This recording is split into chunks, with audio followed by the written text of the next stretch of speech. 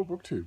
I have a tag for you today on this Tag Friday because Mark at Book Time for Elvis is on a roll. He's been making original tags and they've been terrific. And this one is no exception. This is the Around the World in 8 T's tag, the letter T. And he just posted the video recently in order to give everybody time over the weekend to ponder so they'd be ready for Tag Tuesday, but I couldn't wait. Because I love it. I think it's fantastic. And he tagged me, so we don't have to worry about the personal hygiene aspect this time around. And the first T, prompt number 1, is theater. Do you read plays? And if so, tell us about one of your favorites. I read plays when they come my way. Those of you who are maybe new to my channel, my sort of pitch, my bailiwick is new releases in the American book market. Because I'm a book critic and a book editor, and so I read that. I read that, and I read the totally random serendipitous things that I either get in the mail from you people or that I find at the Brattle Bookshop here in Boston. But I have to confess, I don't really go out of my way to buy old plays at the Brattle. They have a drama section, but I very seldom do that. But I read anything new that I get. Like, for instance, I just recently read and reviewed a new English language translation of 4 plays by Aristophanes. But if we have to talk about some of the favorites that I've read, for in modern times, Woye Selinka, Death and the King's Horseman, I think is... I'm really happy when I'm reading any of his plays. They're so smart and so... what's the right word? I want to say iconoclastic, but can you be iconoclastic without designating your icons? I don't know, one way or another. They're terrific. Also, Carol Churchill, her books, her plays like Top Girls or Cloud 9.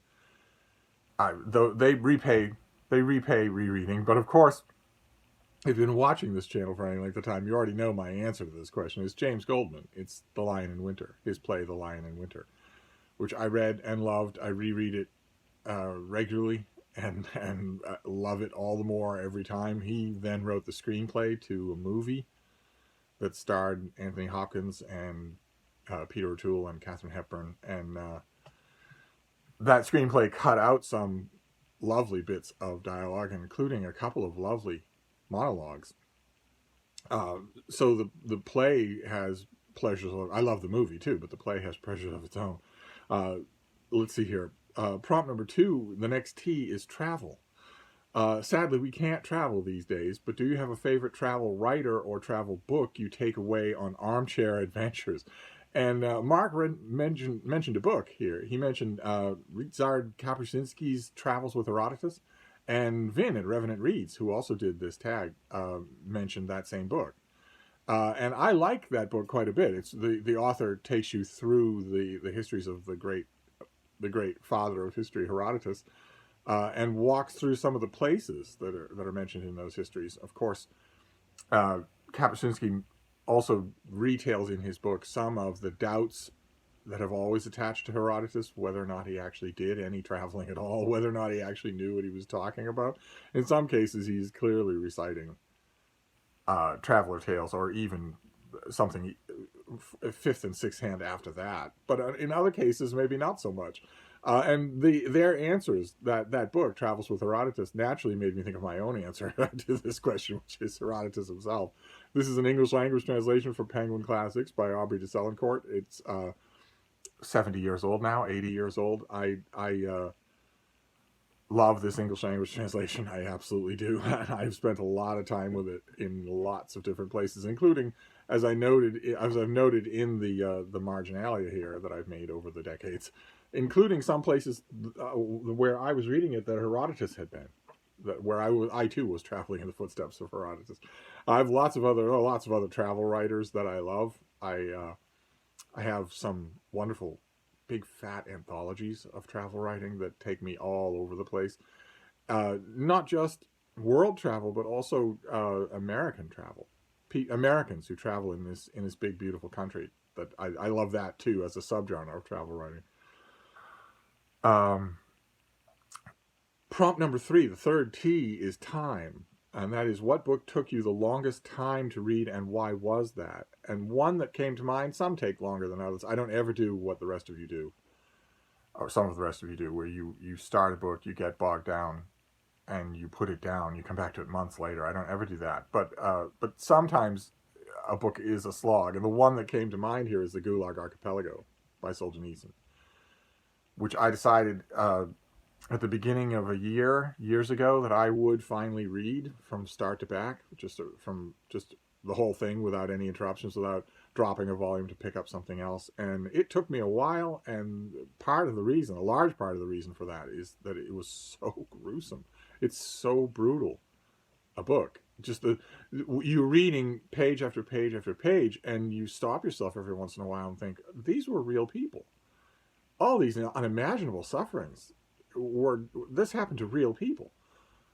Wooden boxcars full of people exiled to Siberia in the middle of winter, and told they're going to, told on the way there, with no bathrooms, no water, no food. So you're urinating in your clothes and you're defecating in a corner. No ability to sleep, no ability to lay down. And they're told the whole time during that, no insulation, so you're freezing cold the whole time. No, they're told the whole time, you are being sent to a penal colony where you will serve time. And then they get there, the doors are rattled open, and they're in the middle of a snowy field with snow piling down, night falling, and they're told, build the penal colony. You are being sentenced to a penal colony, but it's not built yet. You have to build it first. You have to build your own shelter here. Nothing anywhere around. No equipment, no tools, no wood, no nothing. And then the train just shutters up and leaves. Trainload after trainload after trainload of such people. And you read page after page of that, and the brutalities and the tortures and the whatnot, and it numbs you. And I didn't want it to, so I intentionally made it take some time. Prompt number 4, the fourth T, is traditional. Fairy tales or nursery rhymes what are some of your favorites, and what are some you think would not be suitable for kids today?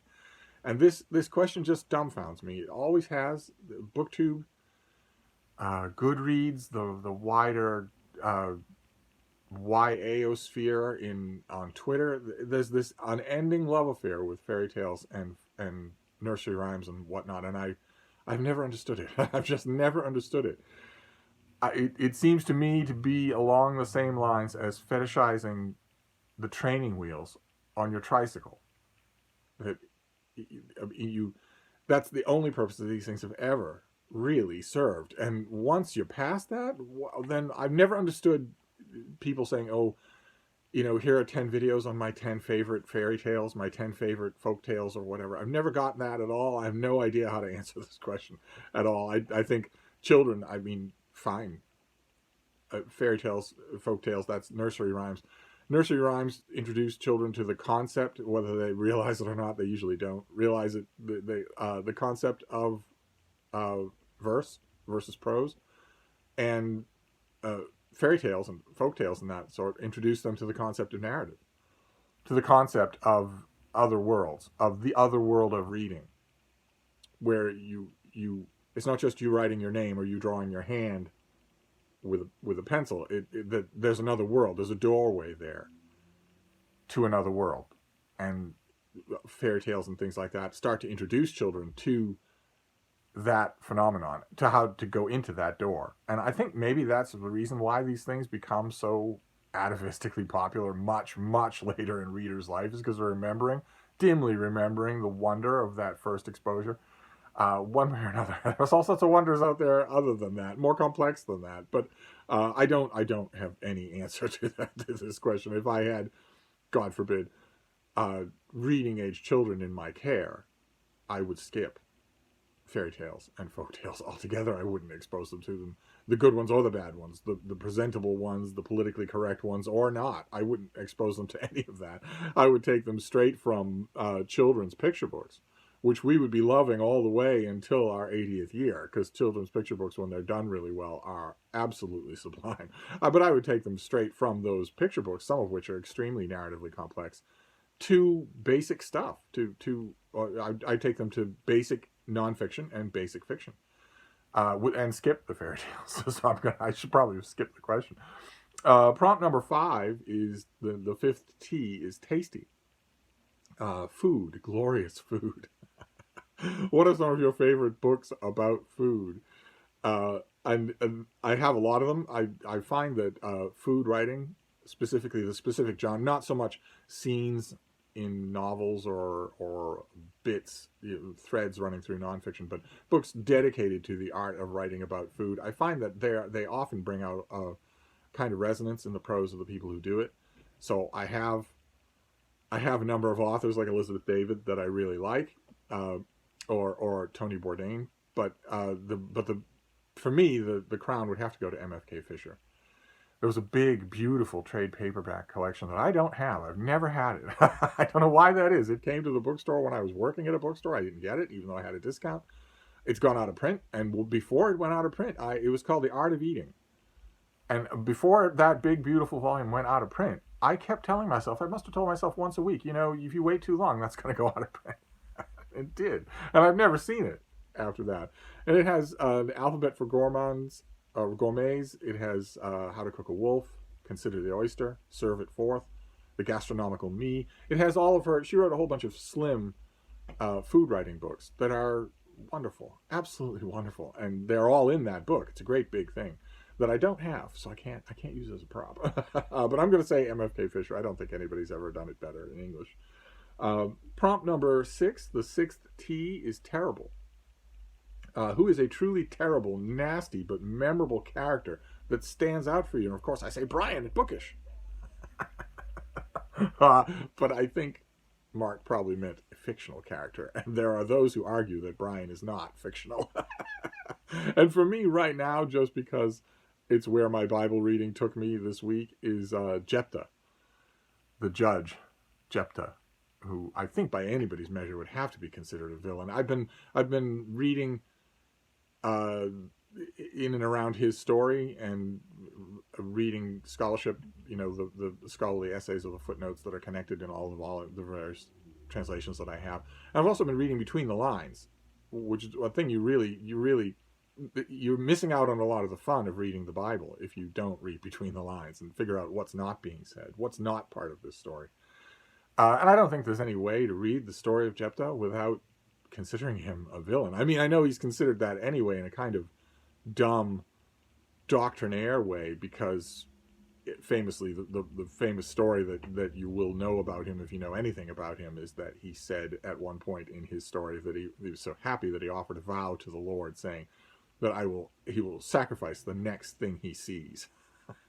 And of course, he's going home at the time, and his daughter comes running out of the door to greet him, and he's grief-stricken because he thinks, in the way of the Old Testament, he thinks, well, I said it, so I have to do it. The first thing I saw was my daughter, so I have to sacrifice her.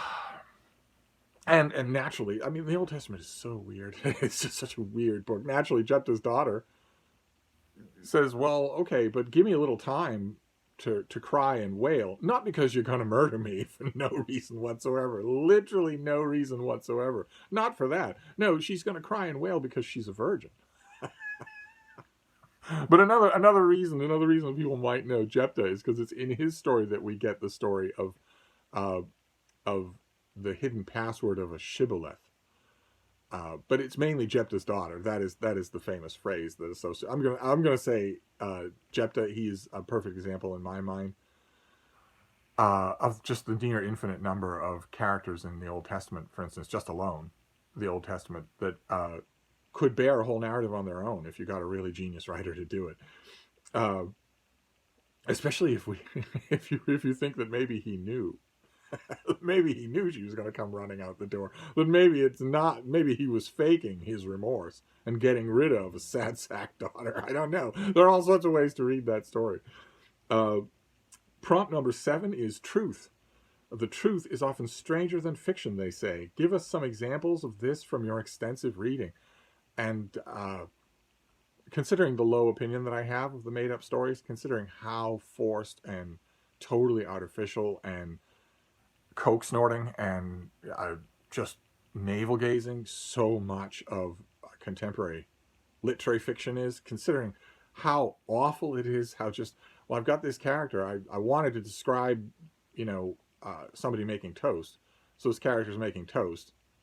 And now I want to describe somebody having a dead-end retail job because I have a dead-end retail job. And now the character's going to go to South America to join a revolution.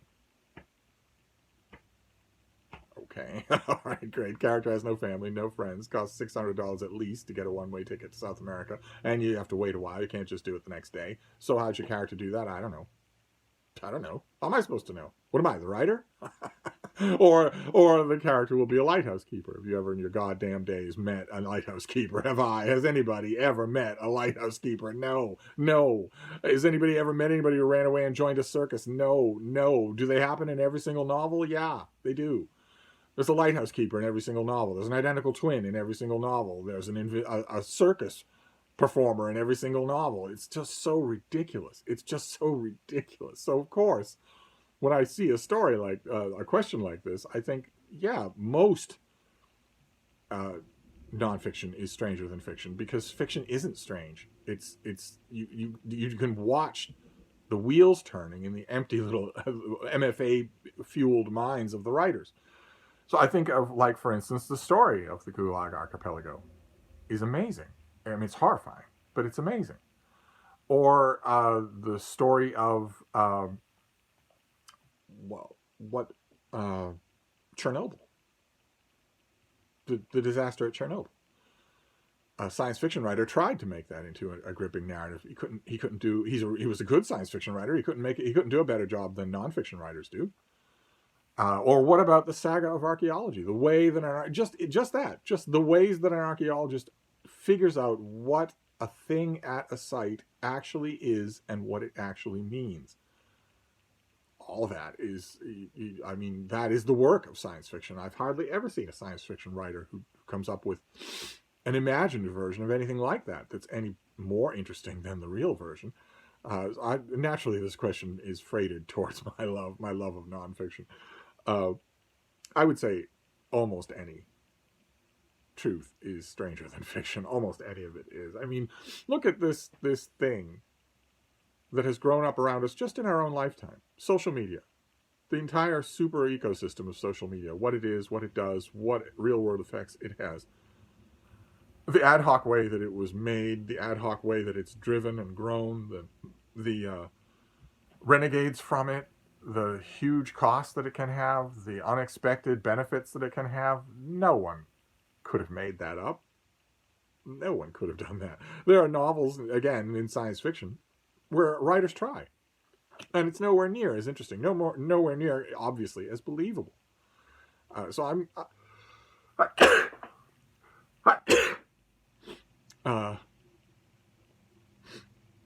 So I could name almost anything here. Virtually anything is stranger than fiction.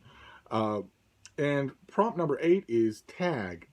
Make up the 8th prompt directed at those you wish to tag, and please stick to the theme of tea. And I will gladly do that. My tea prompt is Tyrannosaurus Rex. If you do this tag because I tag you, your 8th prompt must be Tyrannosaurus Rex. And for me, you might think you know what my answer is going to be, but no, it's actually the opening scene from Steve Alten's novel Meg, my beloved novel Meg, which is about Megalodon Carcarius. It's about a giant 60-foot shark that roamed the seas millions and millions of years ago. This huge thing that ate other huge things, and the novel Meg is about one of those surviving into the present day and getting loose in the world. But the opening scene takes place millions and millions of years ago, when the Megs are flourishing in their own time period. And in one opening scene, a Tyrannosaurus Rex wades out into a shallow, warm lagoon to do what I do not know. I do not know why a T-Rex would do that. I even prompted by chasing food, no T-Rex would do that for specifically this reason. You don't see ostriches wade into the warm, inviting water, but one of them does, and a Meg attacks and kills it in that opening scene. It's quite good. It's one of the opening scene settings of that novel. It's very good in a cheesy, schlocky kind of way. So that's my T-Rex answer, but I want to hear yours.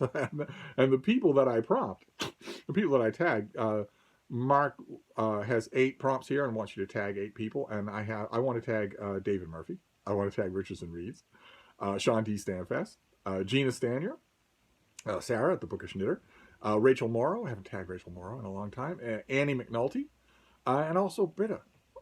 I want to tag all those people for the Around the World in 8 T's tag. Mark and I have not yet had our shirtless Zoom session for this week, but I intend to browbeat him into doing a tag. What is it? Today is Friday. I intend to browbeat him into coming up with another wonderful tag for next week. Doing a video on it so that you have it under your belt so you can think about it for the whole weekend for Tag Tuesday. I think he should just do tags from now on. And since I am now an officially licensed TM sexy influencer, if I think something, it must become real. And now a word from our sponsor, VPN.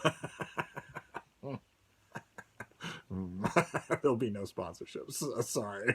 I'm gonna wrap this up. But I'll be back. Thank you, BookTube.